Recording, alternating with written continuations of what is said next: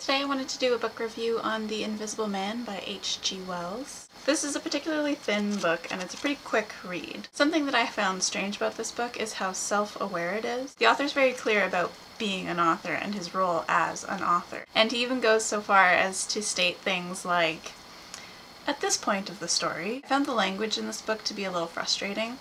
It's not that it wasn't understandable, but the issue I had was that it seemed like the author was a little prejudiced. First of all, the main character is albino and a serial killer.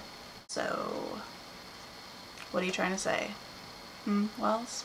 The back of the book discusses briefly science's power to corrupt. I don't think that it was so much the power of science that led the main character to his undoing. I think it's important to take into account the fact that the main character is an albino. It's entirely plausible that he wanted to not be seen anymore, because when he was seen as different and as other. Sticking with the theme of other, it's strange that Wells put so much emphasis on how stupid some people are and how intelligent others are. You get a kind of feel for Wells's writing style and his tone and his voice and so on, which is lovely. It's very easy to follow. The book starts, however, with the dumbest possible characters, and I don't know if that's a class thing because of the time that it was written. I'm not sure if he simply wanted to pit the lower class country folk against the industrialized city folks. Either way, I found the Country Bumpkins dialogue to be incredibly difficult to read,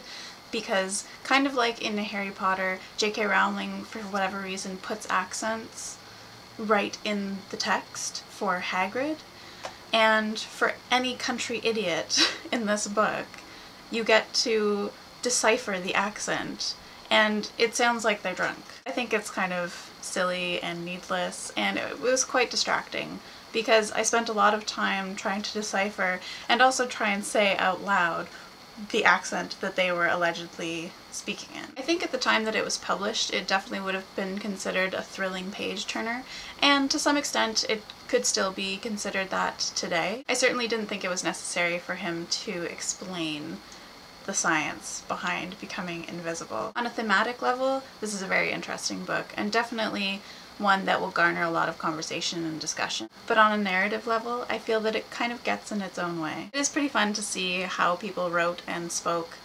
maybe, back in the late 1800s. But apart from that, I wasn't totally blown away. Thanks for watching. Bye. Not from England, so I don't know if this is natural. Marley?